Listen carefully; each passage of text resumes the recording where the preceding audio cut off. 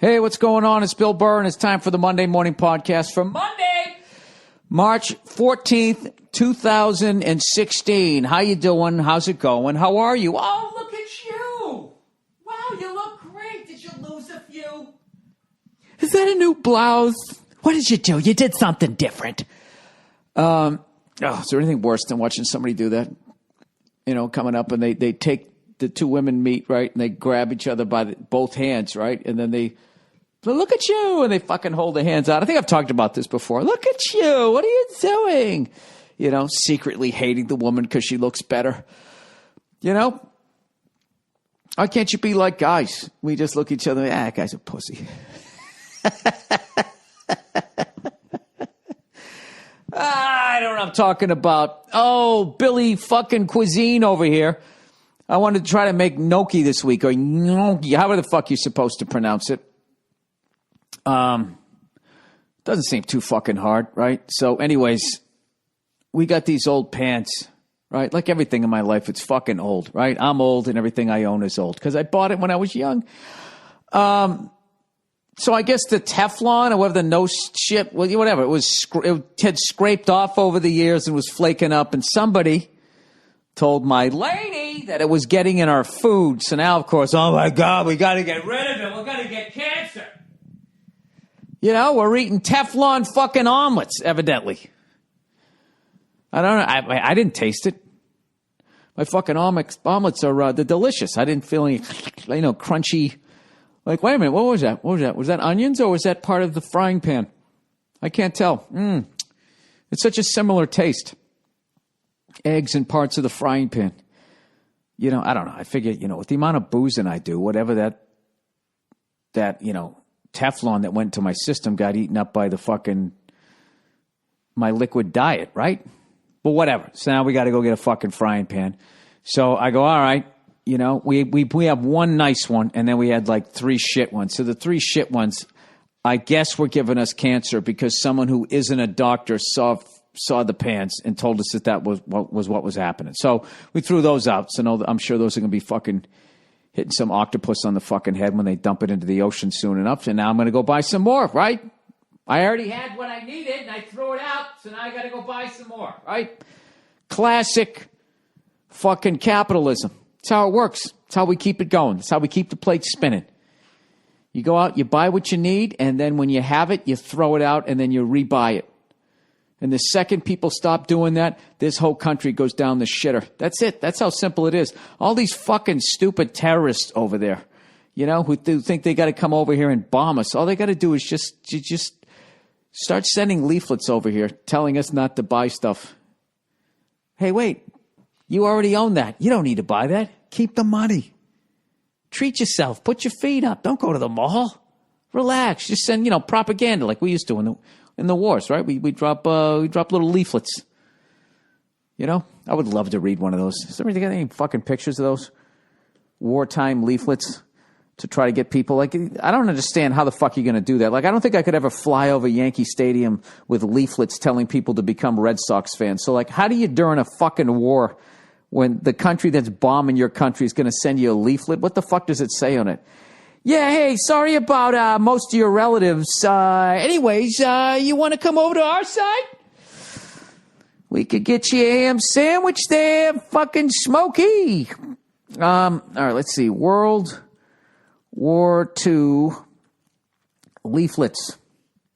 Leaflet propaganda. All right, let's read a couple of these. Let me see if this would make you fucking switch sides. Go from Red Sox to Yankees, or fucking Dodgers to Giants, or fucking Avalanche to the fucking Red Wings, or Michigan to Ohio, or Alabama to Auburn, or Democrat to Republican. You get it. All right. Oh, Jesus Christ. Look at this one. Why are you Germans still fighting? Now, that's no way to get the reader. The question is extremely difficult to answer. Did they understand that these people spoke German? You going to write it? This is almost over my head, and I speak the fucking language. why are you Germans still fighting? Und why are you Germans still fighting? The Führer blew his fucking brains out next to his six of a chick there. The question is extremely difficult to answer. In fact, there is no reasonable answer to it at all. You go on fighting, although you cannot... I should really fucking click on the page here so I can read this a little bigger. Oh, and then it always disappears. Doesn't it always disappear? You just click on it. Where did it go? Okay, there we go. All right. You go on fighting, although you cannot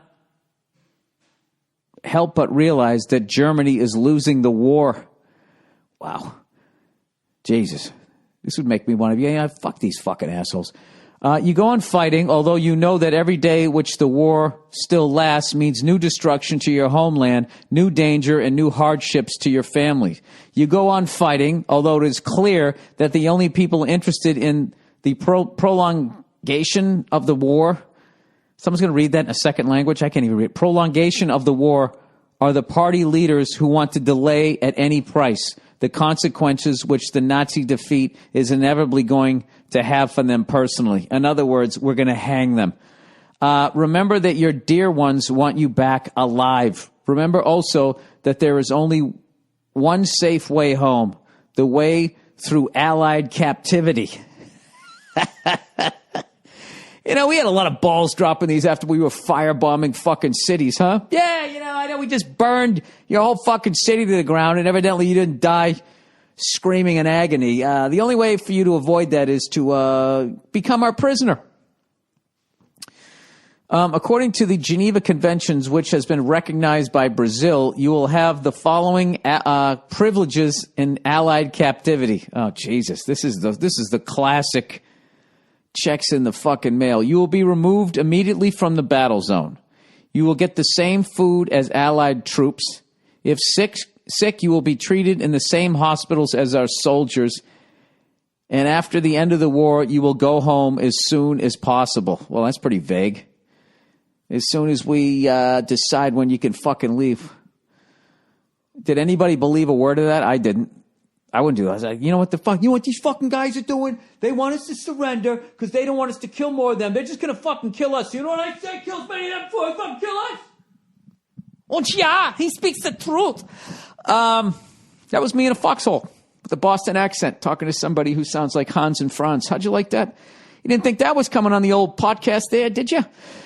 The fuck did I start talking about World War II leaflets? I was talking about buying a frying pan. Oh, yeah. So I get down the street. I'm driving down the old road there. Okay, it's a Sunday evening. I'm like, you know what? I'm going to knock this shit out before Monday comes around and all these assholes have to go to work. You know what I mean? Oh, I'm sorry. It's an election year. All these hard-working Joe Six-Packs, they put their pants on one leg at a time. Anybody who's in my way is an ass. They're a cunt, okay? And I wish I was more enlightened to realize that I'm just impatient, but that's, you know, it hasn't happened yet. So anyway, I'm driving down the fucking road, cruising along, you know, and all of a sudden, you know, they're doing road construction, and there's just this massive fucking traffic jam. And I knew I had to do the podcast tonight because I'm doing some bullshit tomorrow morning. And I'm just like, can this fucking city, can it just ever give you a fucking break?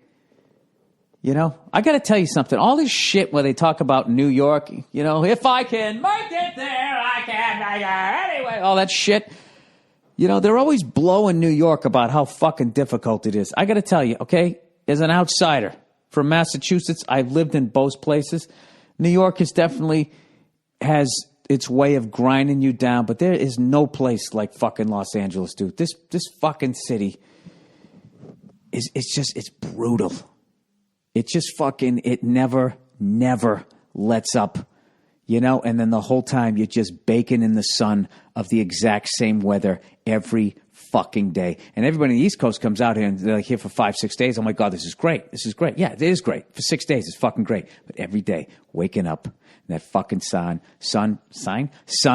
burning down on your fucking head. I'm telling you, this fucking place, and you combine that with being in this business that I'm in, trying to fucking move ahead. It is brutal. It's fucking brutal. And all that shit, you know. I can't tell you how many fucking New York comedians have moved out here and then moved back. I moved back. First time I came out of here, I couldn't take it. I was like, I got to get the fuck out of here. I'm telling you, they're always talking, New York is so fucking real. Oh, fuck you. Fuck you. Bullshit. You couldn't take it. You couldn't take it, and you wanted to move back to your familiar surroundings to only be 20 minutes away from your grandmother's special sauce. That's why the fuck you moved back. All right? You dumb fucking leather coat. Oh, the pizza sucks out here, I'm telling you, if I had to vote which is a tougher city to live in, I would definitely say Los Angeles over New York. It is fucking, it fucking catches on fire out here. There's mudslides. There's fucking earthquakes.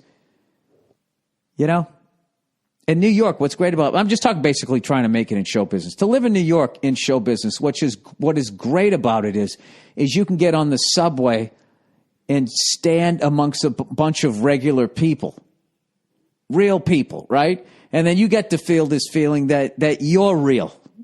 That you're not this big showbiz fucking phony who wants their own goddamn TV show. Yeah, New York, it's so fucking real. Look at that chair. Look how real that fucking chair is, right? I just think because, everybody's all mixed in fucking together. You ride on the subway that these New York showbiz people, they just automatically think that they're everybody here is all plastic and phony because you come out to LA and the whole place looks like a fucking movie set, right? You sit there, you'd ride on the subway and you sit next to some fucking, some construction worker, union guy with his hard hat getting ready. And you start, I'm one of these guys. No, you're not. You're in show business. You're a big fucking phony, right? You're on your way to puppeteer school or whatever the fuck it is you're doing. Your little song and dance because you don't want to have a job. I'm sorry. I shouldn't have said all that shit, but I really shouldn't have said that, having seen all the bullshit that I've seen, like, Bernie Sanders talking about, I don't know what the fuck he was talking about. Like, I don't think it's, a good way to try to bring black and white people together by talking about how white people have never lived in a ghetto, because automatically you're just going to put them into a defensive posture where they're going to sit there and think about all the shit that they've gone through. And then they're going to get upset. You know what I mean? Yeah, I don't, generally speaking, white people do not live in ghettos. Although I think other races of people do not live in the middle of fucking nowhere off of the Appalachian Trail, washing their clothes in a fucking bathtub, sharing a pair of shoes. Some of that fucking horrific poverty that I've seen, that most of these fucking politicians will never see. I don't think. It's one of these fucking politicians. They should go on the road and open for a fucking comedian who's traveling to all these different things. You will see shit you can't fucking believe. You'll see levels of poverty you can't fucking believe exist in this country. I don't want to name cities, but there's some places down south. Jesus Christ. I remember one time I drove from Indianapolis to Nashville, and there was some place in southern Kentucky. I was running out of gas, and I pulled over, and the fucking humanity. My God. I swear to God, there was something in the fucking drinking water. I've never seen it. Was just like, how do I describe these people without just absolutely insulting them? I don't know. It was just like, when somebody's like so dumb, you get nervous. They start talking to you and they're looking at you, and you can tell they're just smart enough that they know that you think that they're dumb, and you're trying not to fucking give it away. So you just kind of put your eyebrows up like, oh, yeah. You try to get out of the fucking conversation. Yeah, it was like an entire gas station of that. Even the person running the gas station. And this was off a major highway. There was a subway. When you drive in the middle of nowhere, you don't ever go into just some fucking, mom and pop place. You don't want to do that. What you do is you stay brand loyal. You pull into the McDonald's, right? You get gas at the fucking Sunoco or whatever. You keep it fucking, you want to get breakfast? You want to try the mom and fucking pop place where everyone's going to fucking turn around and look at you? Or we going to Denny's? Anyways, I really should be talking about politics because I literally do not watch any of it. I know there was all that bullshit with Trump. I don't understand why people won't let Trump speak, and how you feel that that's going to derail his campaign. I think if anything, it'll just strengthen it. I'm sure there's probably plenty of Trump people that don't like what Bernie Sanders or Hillary's saying. They're not going in there and literally disrupting the whole fucking thing, right? I don't know. Just seems stupid to me. He's a fucking reality TV show star. Just let the guy talk. Who gives a shit? He's not really saying anything. He's appealing to some people. Who the fuck votes in a primary anyways? Aren't you guys like me? I vote once every fucking 4 years. I hate to say it, but I do. I vote for president. That's who I vote for. And I always vote for the fucking third party person. Although I don't know about Bernie Sanders. I don't know if I'm going to fucking vote for this guy. I'm just sick of, hey, we're going to take all the money from fucking these 10 people and give it to all you guys because all you guys deserve it, right? None of you guys are lazy cunts who don't want to pull their own weight. You're all angels. You're angels, and everybody up there is devils. Right? That dumb shit. It's just as extreme. It's fucking Donald Trump to the left. I can't listen to any of it. And then sitting right in the fucking middle, drafting behind both of them, is old fucking squarehead herself, Hillary Clinton. Huh? She's going to go right in underneath. Right in underneath. She's going to get in there, and you're going to have to listen to that fucking busted trumpet for fucking the next 4 years. Fucking filthy family. I don't like any of them. All three of them. You know what? You ever see on the Donald Trump show when he does like a combo firing? You know what? You're fired, you're fucking fired, and you're fired. That's what I would like to do with the three of them.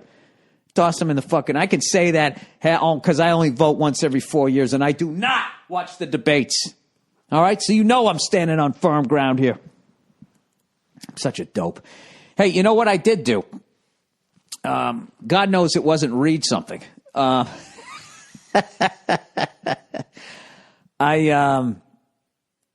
watched on Netflix, I watched that Ukraine documentary, Winter on Fire. It was just one of those things where I was just like, Jesus Christ. I knew I wasn't politically active, but watching what these people did, what they turned around, I'll try to give you a simple version of what happened, which, with my brain, that's all you're going to get, is basically what happened, I guess, around 2003, 2004. There was some fucking Russian dude, pro-Russian dude. He claimed that he won the fucking election. And they're like, no, you didn't, you piece of shit. You rigged it. And they proved it, and he got bounced. Well, in 2009, the same dude comes back, and guess what? He wins the election. Like that wasn't corrupt.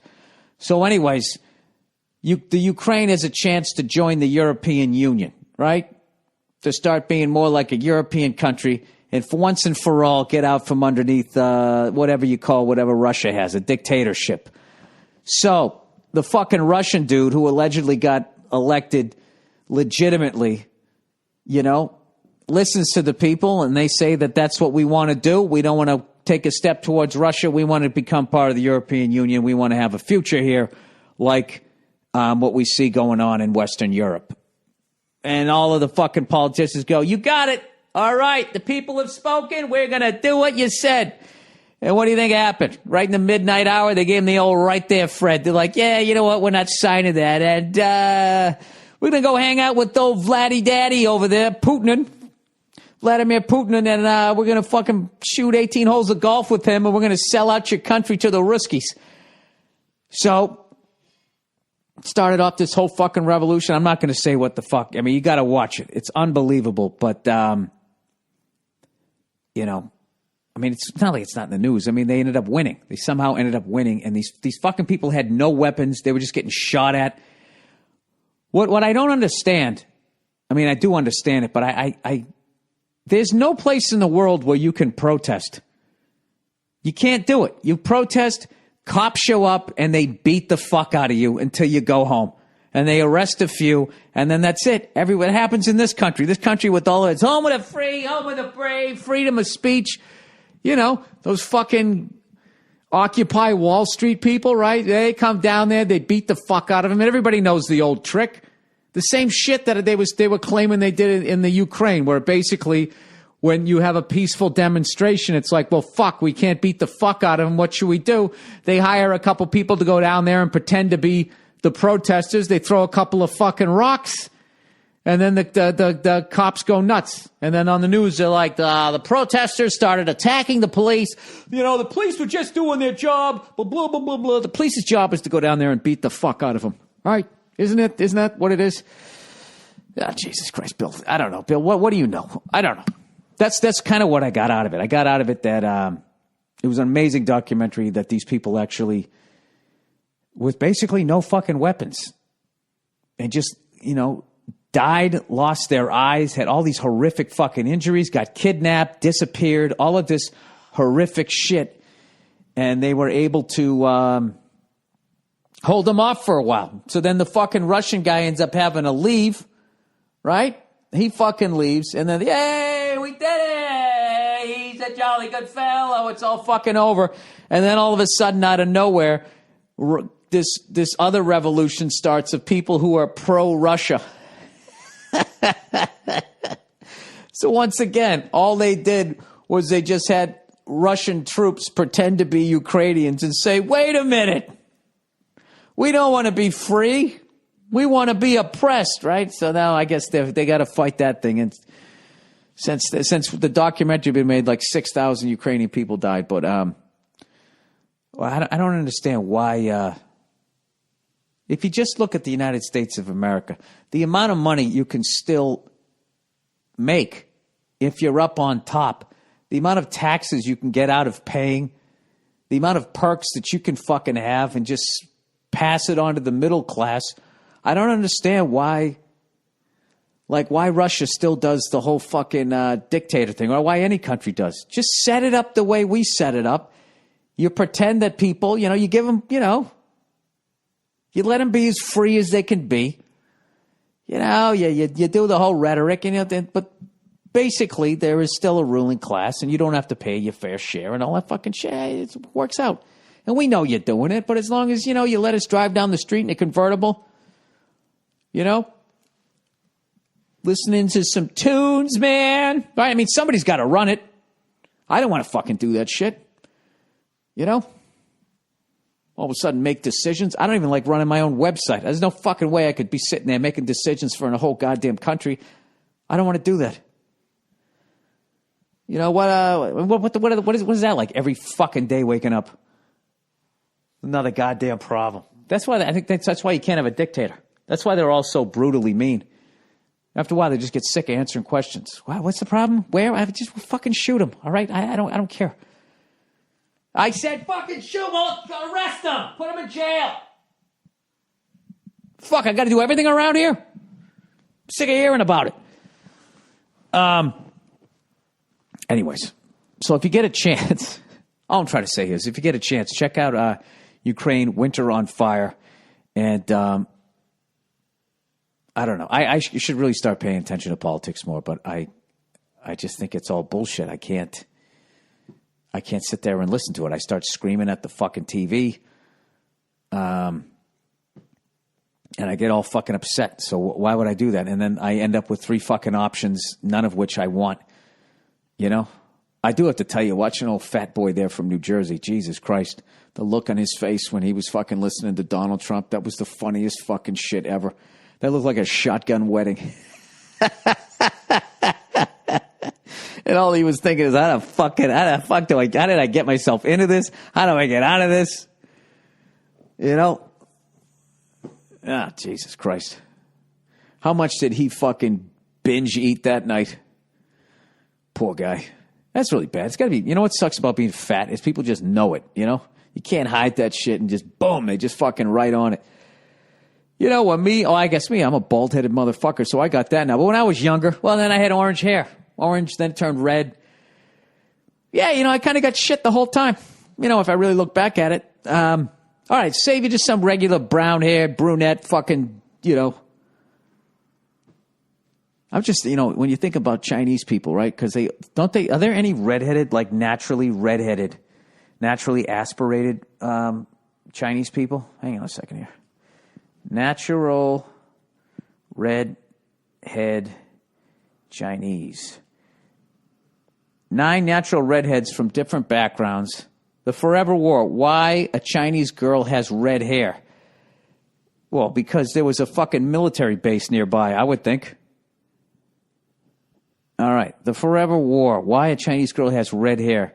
When you zoom out of history to the level where empires rise and fall, and people migrate, conquer, collapse, and absorb and disappear, you find that the story is always the same. That, what? The tie stalk?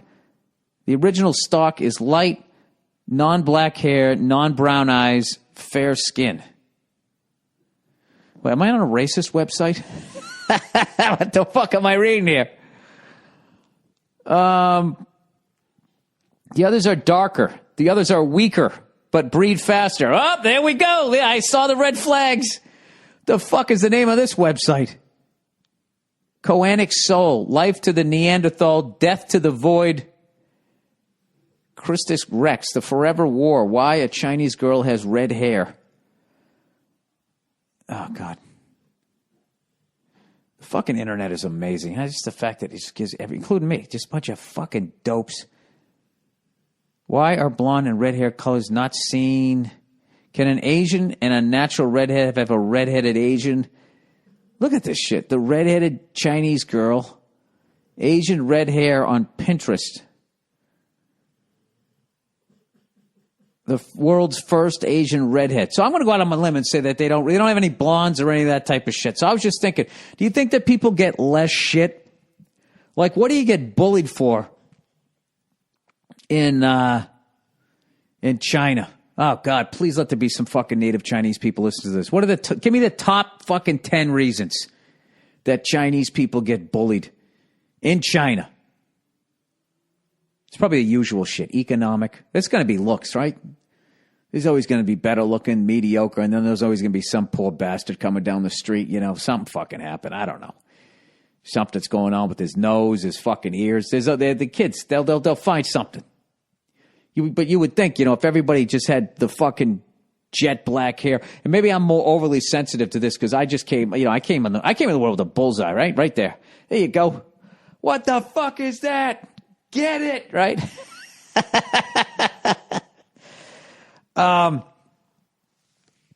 This has been a fucking crazy podcast, huh? I don't have any advertising yet. This is usually the time that I tap out and I start fucking reading, but it hasn't come in yet.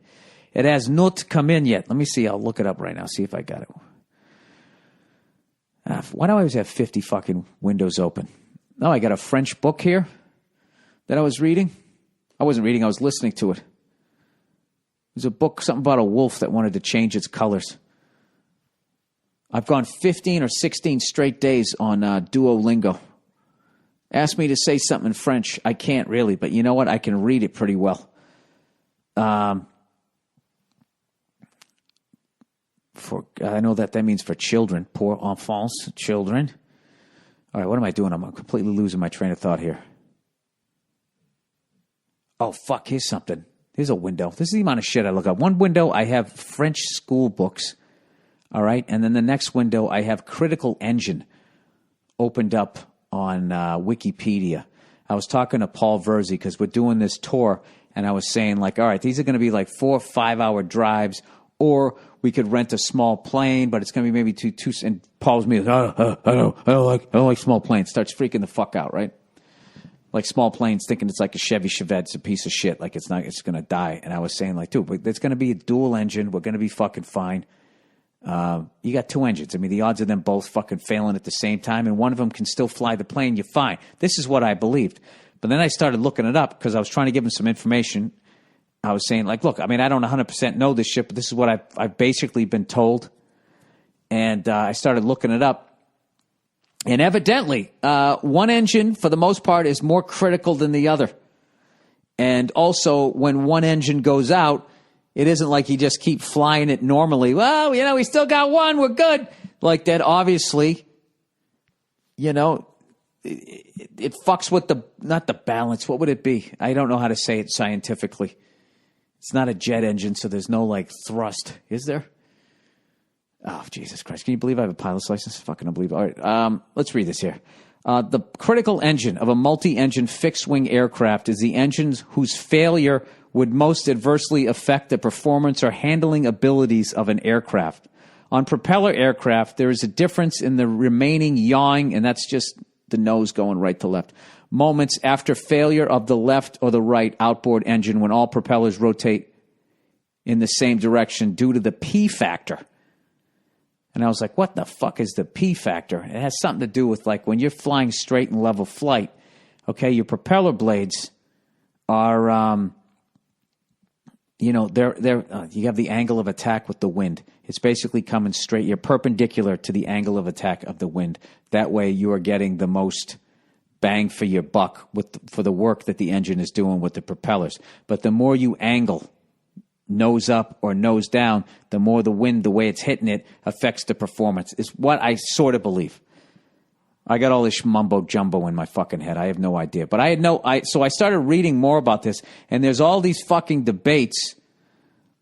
You know, I was always of the belief that if you had two engines, if you could afford two engines, you buy that fucking airplane because, you know, the engines run independently. So you got two fucking engines. What are the odds of both of them? One fails and then the other one fucking fails, you know?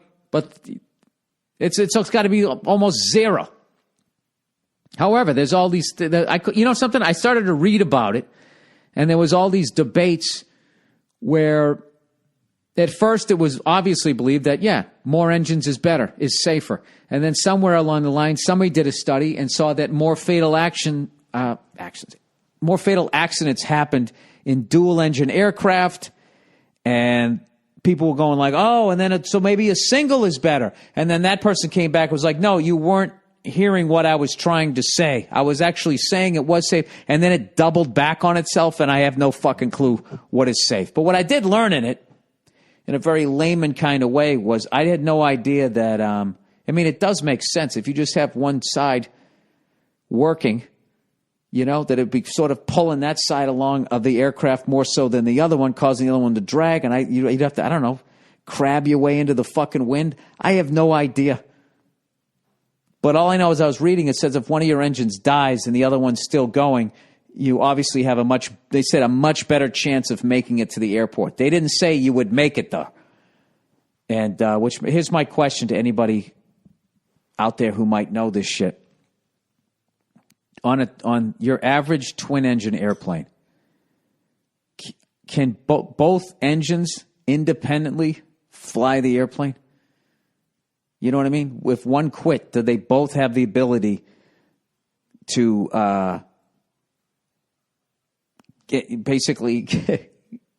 have you flying fast enough where you can still maintain lift?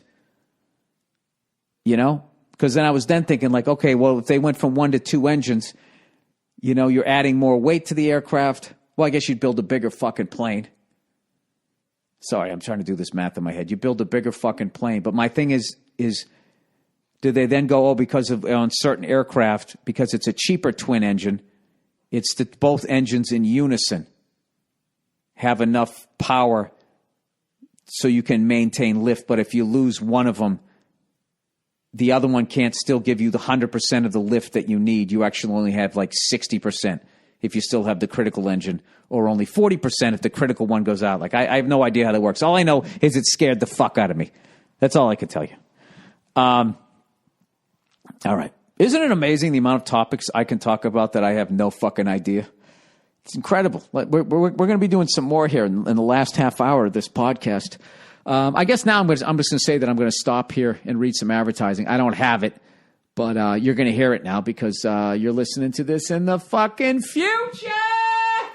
Okay, Dollar Shave Club, everybody. I'm recording this on my phone if it sounds fucked up. All right, DollarShaveClub.com has a special offer for new members who join today. You'll get a free month of the Executive Razor when you buy a tube of Dr. Cabby's Easy Shave Butter. This is the first time they've ever done something like this. And once you try DollarShaveClub.com, you'll become a proud member like millions of others. One reason is because they deliver amazing razors right to your door for a third of the price of what those greedy cunt razor corporations charge. That means when you join Dollar Shave Club, you can afford to shave with a fresh blade anytime you fucking goddamn well feel like, and it feels fantastic. You'll get a first-class shave when you use the executive blade without hurting your wallet. Another reason is their Dr. Cabby's Easy Shave. Using it with the executive makes the blade glide gently over the smoothest shave ever. Hey, you might want to shave your balls with it. Don't do that. Don't do that. Nobody at fucking Skin Shave here, Dollar Shave Club is saying to fucking do that. That was a joke. Okay? Drop your razor and wash the Kavi shave butter off of your ball bag. Do not do it. All right, back to the ad. Dr. Kavi's Easy Shave Butter isn't your average shaving cream. It's a unique conditioning formula with high-quality natural ingredients, leaving your skin unbelievably soft and smooth. And right now, members who buy a tube of shave butter get the executive razor for free. They've never done this before. Take advantage of it, and it's only available by going to dollarshaveclub.com/Burr. That's dollarshaveclub.com/Burr. All right. What's up next? Oh, here we go. Our old friends are back. Headspace, man. Let's be honest. Most of your problems start with your mind. Jesus, I know mine do. Fear, anger, stress, anxiety, depression, sleeplessness, and freckles. They begin in your head, but they can wreck your life. Please include all of the following points during your read. I will. I always do. But it doesn't have to be that way. You can make a major difference in just 10 minutes a day. This change comes through guided meditation with the new Headspace app. Headspace, man, is meditation made simple. It's guided meditation that you listen to whenever you want, wherever you want, right on your phone, computer, or tablet. Meditation is rooted in thousands of years of tradition, and we've boiled it down to an app that we hope a bigger corporation will someday buy, so we can take the money, get some hookers, and a bunch of blow. With thousands of scientific studies that show its positive effects, like improving focus and relationship harmony and decreasing anxiety and stress. Join over 5 million users already using some Headspace, man, for free right now. For free! Download for free the Headspace app, and begin to take their Take 10 program for 10 days of guided meditation at headspace.com/Burr. Why don't I ever do this? I need to do this. I'm out of my fucking mind. The Headspace Take 10 program is a 100% free way to experience the benefits of meditation in your busy modern life. Train your mind for a healthier, less stress life. That would be great for me. You know? I'd stop screaming at people. I wouldn't be funny anymore, and I'd become homeless. But God damn it, I'd be happy. No, seriously, I want to do this. Headspace.com/Burr. That's headspace.com/Burr. Hey, man. Headspace.com/Burr. Fuck, there's 2 more. I hate this. I hate doing these. Trunk Club. No matter what time of year it is, you got to make every second count. Oh, shit, I need to look good with this zipper, and that means looking your best. No more ratty jeans or oversized hoodies. You're dressed like a fucking douche. Gee, wouldn't it be great if a trunk full of clothes would come your way? Sure. I know how you can do it. Trunk Club. Trunk Club takes the hassles, man, out of shopping, finding the best clothes for you and your style. You look and feel amazing, and you'll always have the perfect clothes for the season. But I don't want to go to the fucking mall. Well, that's the point of this shit. At trunkclub.com/Burr, you answer simple questions about your style, your preferences, your size, and you are assigned an expert stylist. Your stylist is going to go pick up all the shit that you asked for, then they're going to send you the fucking trunk. You sift through it, you keep the shit you like, you give the shit back that you don't like in their prepaid fucking trunk. Bing, bang, boom, you never have to go to a mall again. You're going to look great, and goddamn it, you look great, you feel great. Maybe someone will suck your dick. Maybe you'll find your Prince Charming. Sorry, I had to cut through all the copy. Get started today at Trunk Club, and they'll style you for free. Plus, Trunk Club, free shipping both ways. You only pay for the clothes that you keep. Take advantage. Go to trunkclub.com/Burr. That's trunkclub.com/Burr. For a trunk filled with clothes you're going to love. You don't have to go to the mall. It's a fucking joke. Why you're not doing it, I don't know. All right, Blue Apron, everybody. You need to know how to cook. Okay? It's time you grow up and learn how to cook. Not only do you feel like you know your way around a kitchen, ooh, who's feeling sassy, but cooking at home means eating healthier and saving more money instead of ordering out expensive takeout again. Hey, man, where do you start? Well, don't worry. Blue Apron has you covered. For less than $10 per meal, Blue Apron delivers all the fresh ingredients you need to create home-cooked meals. Just follow the easy step-by-step instructions.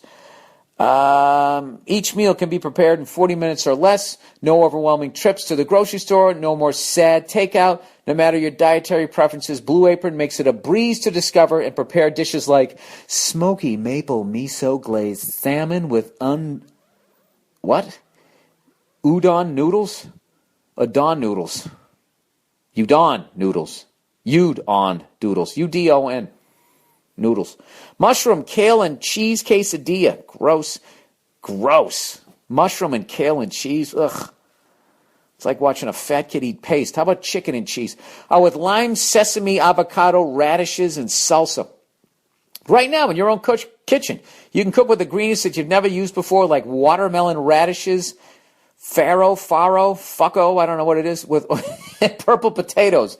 And recipes are between 500 and 700 calories, so you won't become a fat fuck. Delicious and good for you right now. You can get your first 2 meals for free at blueapron.com/Burr. That's blueapron.com/Burr. Hey! blueapron.com/Burr. You know what? It's a better way to cook, goddammit. And there you go. Back to the podcast, you cunts. In the future. All right. Oh,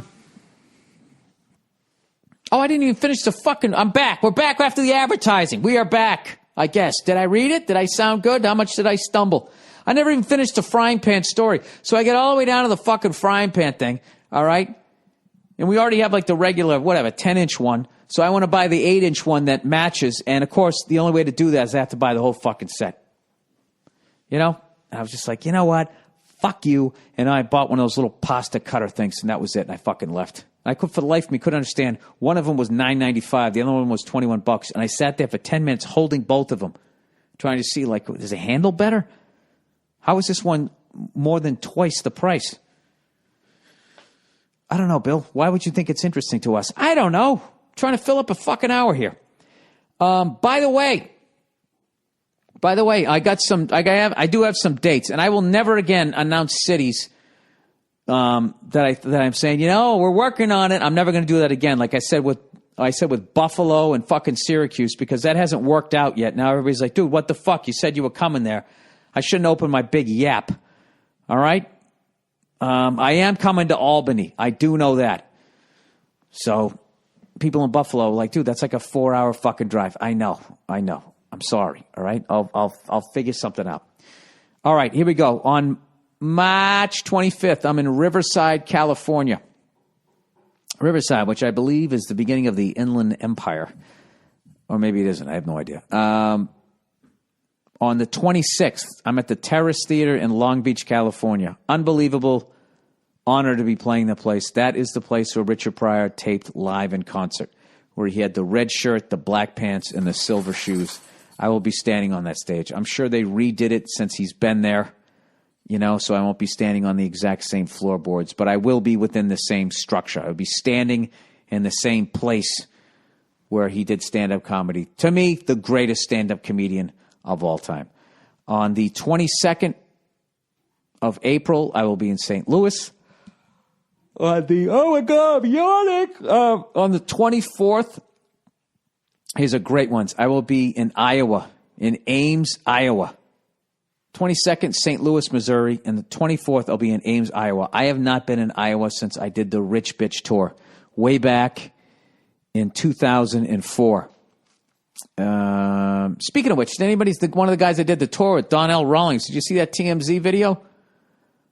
The guy's getting breakfast. He's got a $12 check. He goes outside to have a cigarette. He leaves his bag inside, and all of a sudden they came running out in Philly, screaming at him, thinking he was dining and dashing. Or chewing and screwing, dude, as we used to call it in Boston. You know what I mean? Fucking unbelievable. Unbelievable. He ends up getting in a big fucking fight and all that shit. He's got his bag inside. They won't give it to him. According to the shit that I read. It's just fucking unbelievable. And I can tell you that, as a white guy, that would not happen to me. That would not happen to me. That was fucked up. Definitely fucked up. And you know what? It didn't happen in Boston, all right? All you fucking haters. It happened in Philly. See? It's all around. It was funny. Donnell threw that punch and the dude caught it. The next time I see him, I'm going to tease him about that. I wouldn't do it now because it's fucking fresh, and it was bullshit. I can definitely tell you as a white dude that would not have happened to me. That's a complete racial profiling incident, but it was that fucking dude leaned back and just caught it. You ever see a pitcher just catch a fucking one that comes right back to the mound? He did that, but with Donnell's fist. Anyways, plow it ahead. May 7th. Orlando, Florida, May 8th. I'll be in Jacksonville, Florida. And, Cleo, what are you staring at me for? What's the matter?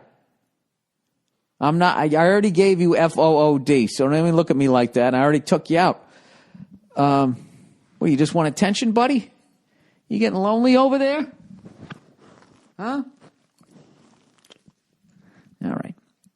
Fucking dog is so needy. All right, Portland, Maine, June 4th, 2016. I'll be there. And I also know in the early April, I got a bunch of Canadian dates. They're all up on my website, billburr.com.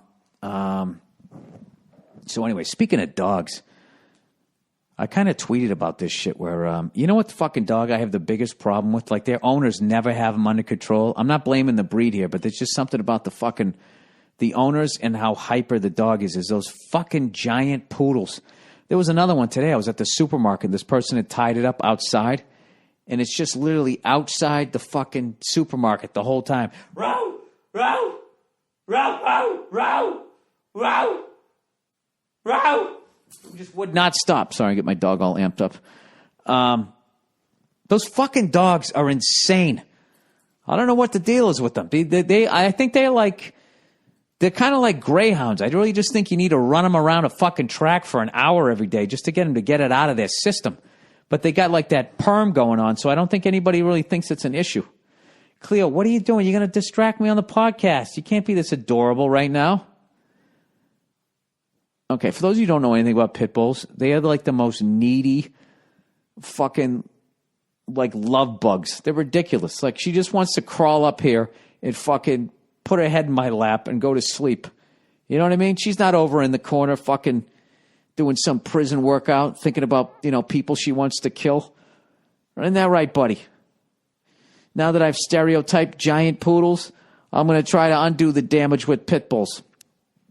Who's kidding who? My dog would try to rip your face off if you came into the fucking, into the house. She fucking barked at a guy yesterday, and I actually loved every second of it. I was sitting in my Prius on these mean streets of Los Angeles, downtown Hollywood, and some fucking degenerate came up to the window, and I don't know what the fuck, he's asking for money or booze or some shit, and my dog just fucking flipped out, and the guy jumped back, and everything was great. It's like having my own security. And the guy was such a fucking alky. He backed up off the car and then still mimed like, I want a drink. I'm trying to get some money for drinks.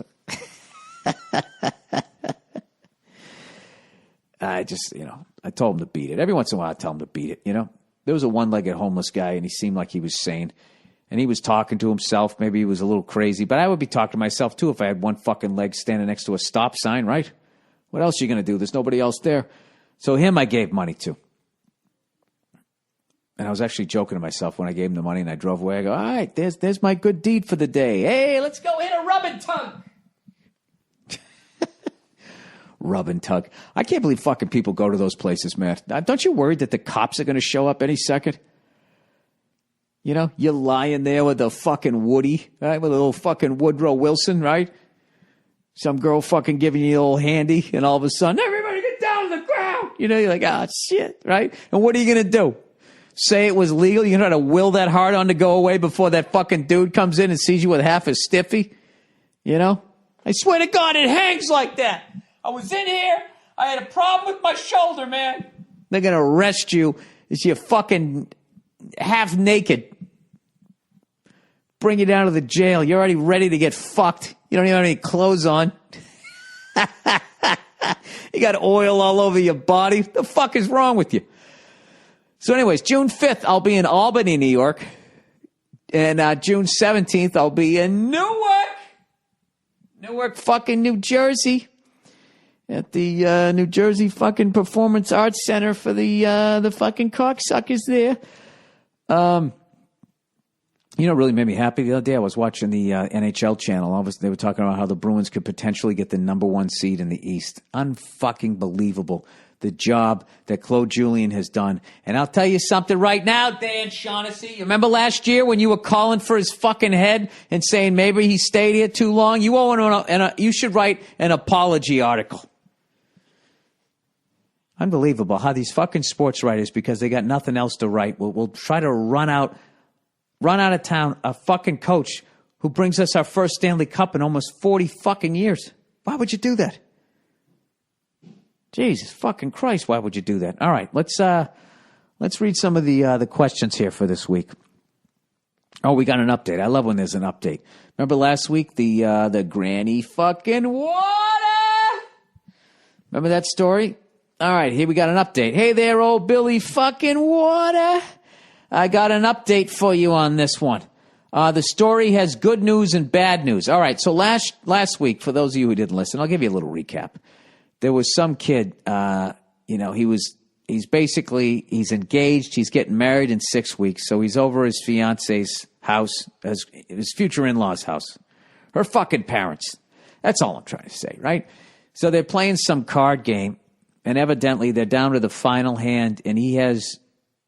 the card's called Granny Water. I don't know what the game is or whatever. Some people sent me pictures of the card. The game does exist, but it's a really high point card or whatever. And he was laying down. I'm yawning. Sorry. He was laying down his card last. And basically when he laid it down, he was going to do the old fucking right there, Fred. I won the game. And, he had the Granny Water card. And I guess in the end of the game, it's probably, you get it, you hold on to it, and you play it at a crucial point. So everybody's sitting there as everybody's laying the cards down, waiting to see who's going to fucking lay it down. So this kid fucking, finally his turn. He lays it down to be like, like hitting the last second 3 I just won. And because he listens to the podcast, instead of saying I got the Granny Water card, he goes, look, it's all fucking Grant. No, he goes, it's Granny fucking Water. And just screamed it to his in-laws, okay, who never heard this guy curse before and do not listen to this podcast. So they just stared at him like, what was that? What is my daughter marrying? Like he just completely screwed the whole fucking thing up. So he was asking me for advice. Should he bring it up? Should he not bring it up? All right, now you guys are caught up. Here you go. He says, the story has good news and bad news. The good news is my fiance's parents were super cool about the whole thing. Super duper. I bit the bullet and waited until we went over for game night again last night. I apologized, of course, and they said they initially just thought, why am I yelling like this? Fuck. They initially thought it was really odd for me to yell like that without them knowing the context. But once it was explained, my fiance texted them about it. It was no big deal. It was a huge relief. We played the game again, and every time someone played that card, they did the whole Granny Water thing minus the fucking in the middle. Okay, cool. He goes, so my embarrassment will be immortalized. The bad news is that I mentioned that you read the letter on the podcast. Oh, no. You know what? You're one of those guys, dude. You just like stepping in shit. He goes, naturally, they wanted to listen to it. I thought it wasn't a big deal because they lived through the story and your commentary was hilarious.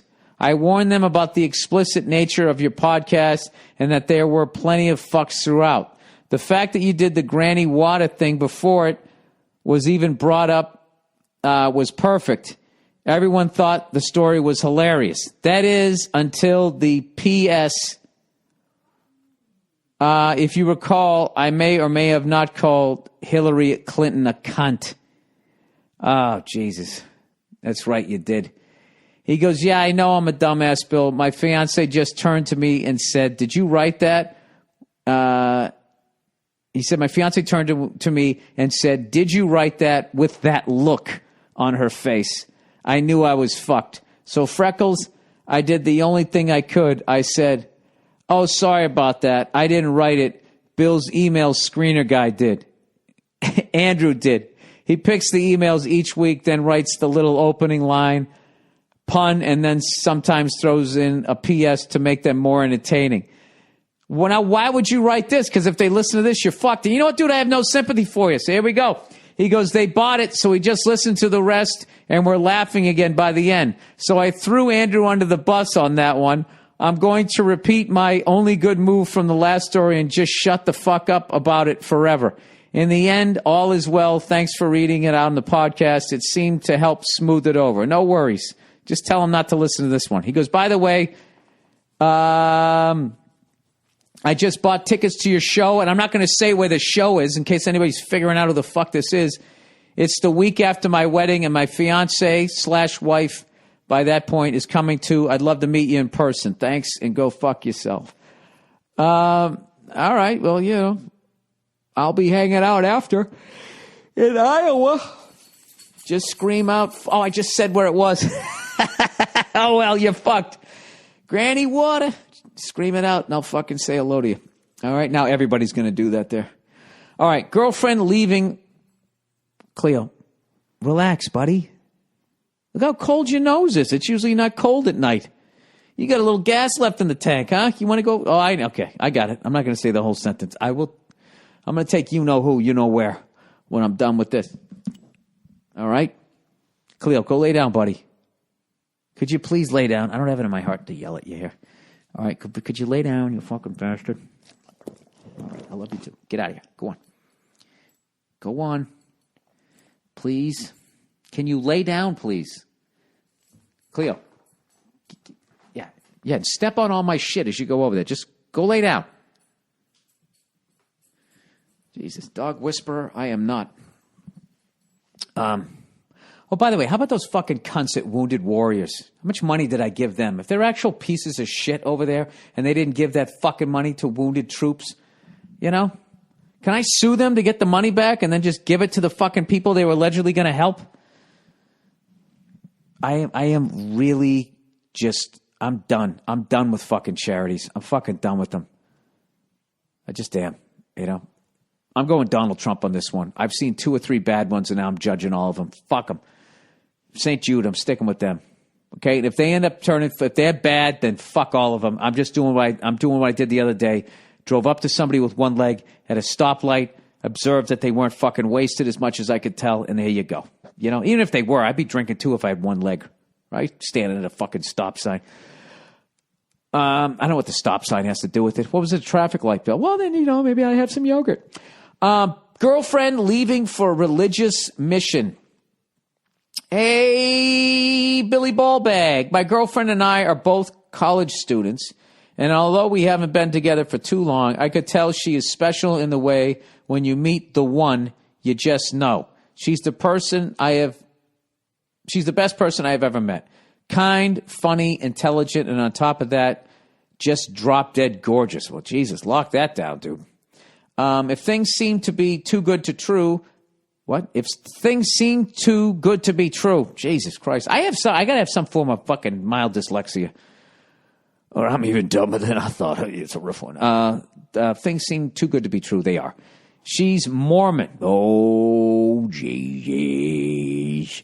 And she's leaving for her mission in July. If you don't know, Mormons, I don't give a shit about Mormons. And just anybody who's actively religious, to the point it affects the decisions they make in life. Other than basic shit like, don't throw a rock at that guy because you wouldn't want him to do it to you. I'm with that. But, when you start forming other opinions on your fucking religion, I don't know. It starts to get a little Scientology, Judy, Buddha, fuckingism, whatever, all of them. Throw them all in one fucking Muslonian. Just a big fucking pot. You can stick it all in a fucking pot, right? Yeah, there you go. Shove it in the microwave, right? Turn it on and don't shut it off. All right, she's a Mormon, and she's leaving for her mission in July. If you don't know, Mormons are a type of Christian. I didn't know that. And they send missionaries around the world to convert people into their religion. And she's getting sent to Zimbabwe.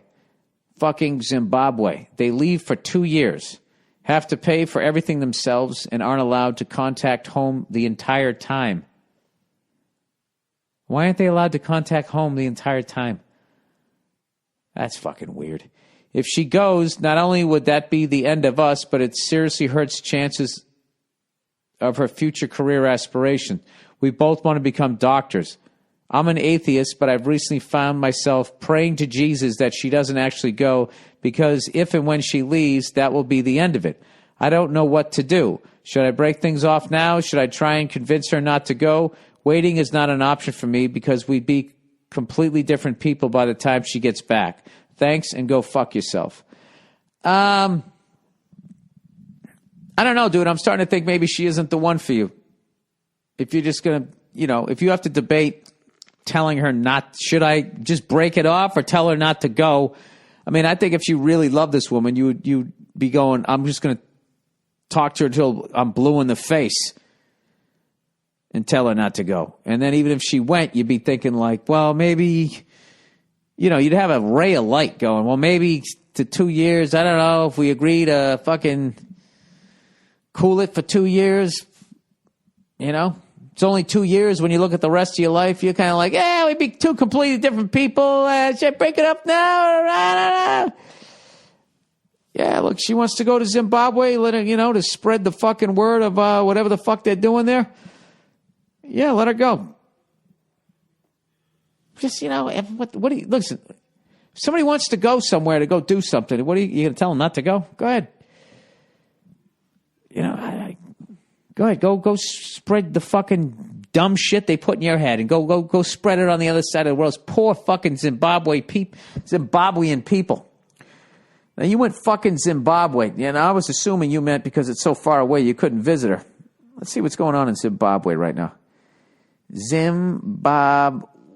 That's exactly how it should be spelled. Zimbabwe. I'd be such a great fucking speller if everything was spelled like Zimbabwe. Zimbabwe. Zimbabwe. Zimbabwe. Zimbabwe. Soon we'll be converting you to Mormon. You gotta get 2 years of your life to fucking, for what? All right, Zimbabwe. Zimbabwe is a beautiful country in southern Africa that is known for its dramatic... Wait. Come on. Oh, this is the government. This is the government website. So this is all the propaganda here. Yeah, it's absolutely beautiful. You can have your wallet fucking taped to your chest. No one will take it. Everybody's wonderful down here. Everybody's welcome. Please come down and spend all your fucking money, if you don't mind. Zimbabwe was voted the number one place in Zimbabwe to go 3 years in a row. Wow. Jesus. Look at that fuck. That puts Niagara Falls to shame. Holy shit. Zimbabwe is a beautiful country in southern Africa that is known for its dramatic landscapes, its diverse wildlife, see cobras and tigers, and its hardworking people. Home to the great Zimbabwe Monument, the mighty Victorian Falls, and the majestic Eastern Highlands. The country also boasts of world-class national parks in which a variety of animals, including the Big Five, can be found. The Big Five! What the fuck are the Big Five? Big Five. I got to go lion. Who's your Big Five? It's like the Chris Rock movie, Top Five. Give me your Big Five. I'd say the Big Five. You got to go lion, tiger, elephant, without a doubt, right? That's like Montana, Brady, and Johnny Unitas. The third one, you never know, right? Whatever. They're in everybody's top five if you know anything about football, right? All right, lion, tiger, elephant, hippos, rhinos, giraffes are big. Gorillas. Those are some big motherfuckers. Hang on a second. Now I got to look up Big Five. See, this is how you do it. What? I'm going to get the sports club. Big Five sporting good. Big Five animals in Africa. All right. In Africa, the Big Five game animals are the African lion. The African elephant. I like it says African. Like what? As opposed to what? The Rhode Island one? The one at the fucking zoo? The Cape buffalo. Oh. The African leopard. Ah. And the white/black rhinoceros. All right, so I got three out of right. I said hippo, rhino. Well, where the fuck's the hippo? Big Five game. All right, in Africa, the Big Five game animals are the lion, the elephant, the buffalo, the leopard, and the rhinoceros. Oh, is this the thing that dentists pay to fly over and go fucking shoot these things? All right. So there you go. So we learned a little something here. That's the big 5. The largest of these are the National Park in the west and the something else Transfrontier Park in the south. Has a total area of 390. All right, let's get to the real questions. Americans welcomed in Zimbabwe. Did we do anything? Did the upper 1% in this country piss them off? All right. Americans in Zimbabwe. Are you looking for fellow Americans in Zimbabwe? No, I'm not looking for a fucking pen pal. 6 things I had wrong. Okay, this is the last thing I'll read about Zimbabwe here. All right. 6 things I had wrong about traveling to Zimbabwe. Look at those elephants. I fucking love those things. I cannot believe people kill those things. How could you kill an elephant? I couldn't kill any of those fucking things. All right, the top 5 things. 6 things I had wrong about traveling to Zimbabwe and 1 I had right. Number 1, Zimbabwe is dangerous. At Matador, we believe most travel advisories and American perceptions of overseas destinations being dangerous are way overblown. I enjoy visiting the city. The big cities, are where the most violent crime is concentrated, like in the United States. It wasn't a surprise that Victoria Falls, as well as the couple national parks we visited, felt it just about as safe and as friendly as any place can get. In fact, Victoria Falls has such a small town feel that other journalists joked it had the vibe of a U.S. national park in the off-season. All right, cool. Zimbabwe's wildlife has all been wiped out. This was a big one for me. I love seeing wildlife. This is making me want to go there. 3, hyperinflation will make buying things a total hassle. After seeing years of news coverage, hyperinflation, I'm expecting blah, blah, blah, blah. I'd have to carry around bricks of $10 billion notes to buy a bunch of beer. But the currency of Zimbabwe has become so worthless, they've retired it completely, and the country now operates on a mix of foreign currency, including the South African K. Beyond the wildlife, there's not much to do or see. There's rafting, bungee jumping, micro light flying over Victory Falls, fishing, swimming. All right, well, what the fuck did you get right? I'm not reading all this shit. Look at this fucking video. Swimming in Victoria Falls? Get the fuck out of here. This is this thing that looks like it's bigger than Niagara Falls. No fucking way!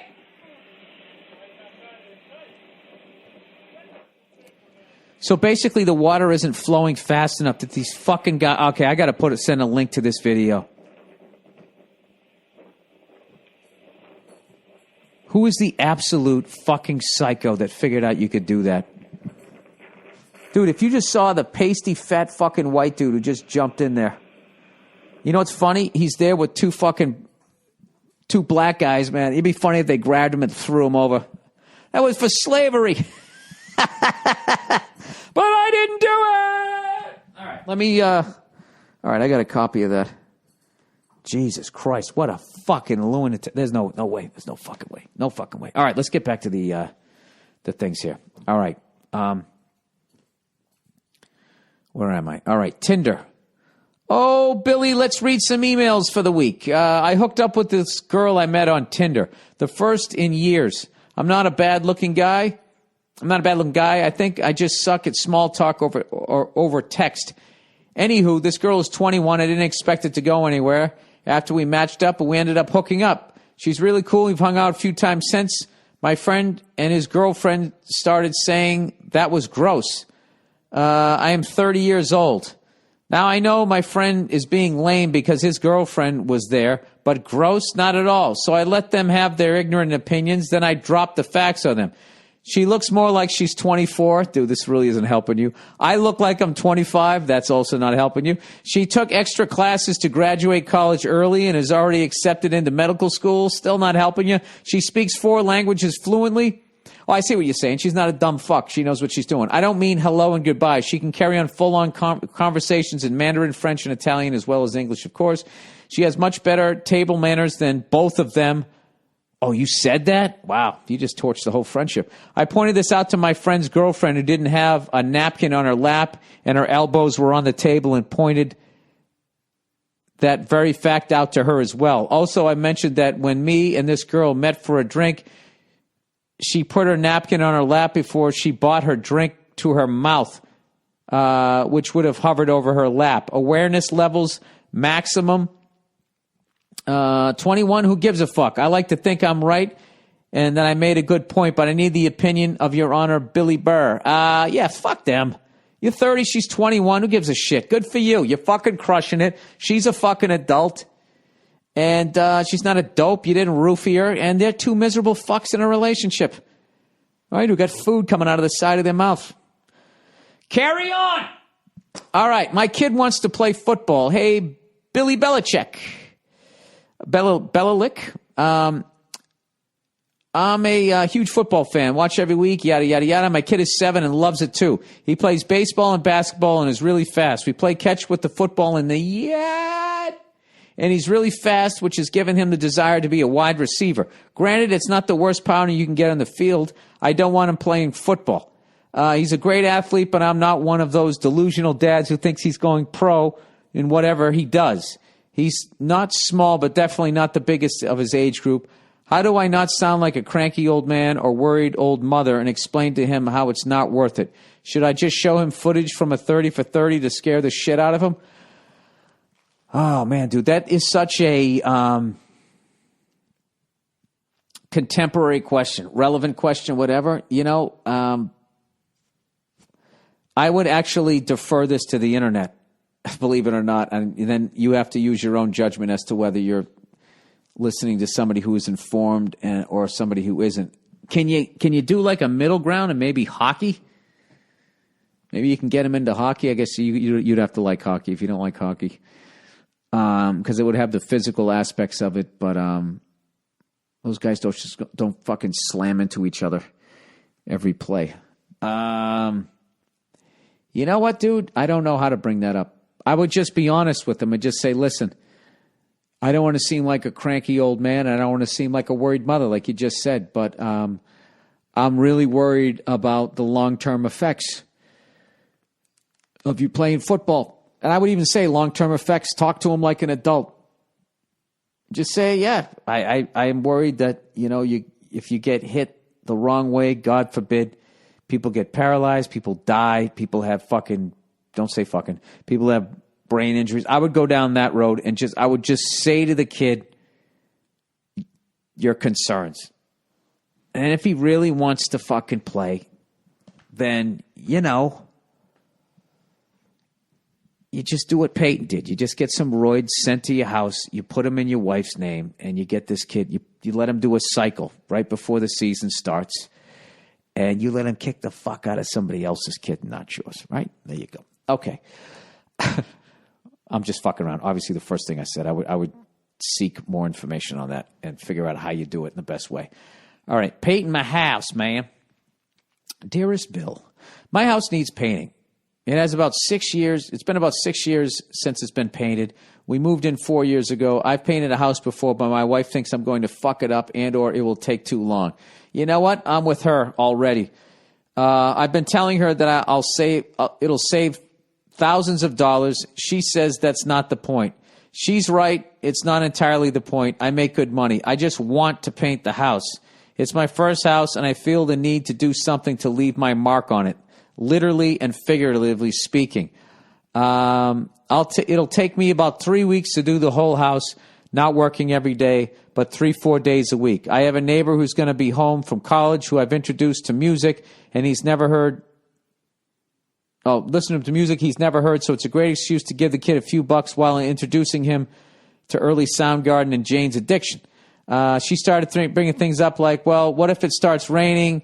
She's got nothing left on this one. I have to paint my house. It's not a manly thing. It's not to prove a point. It's taking pride and ownership. Thoughts on this?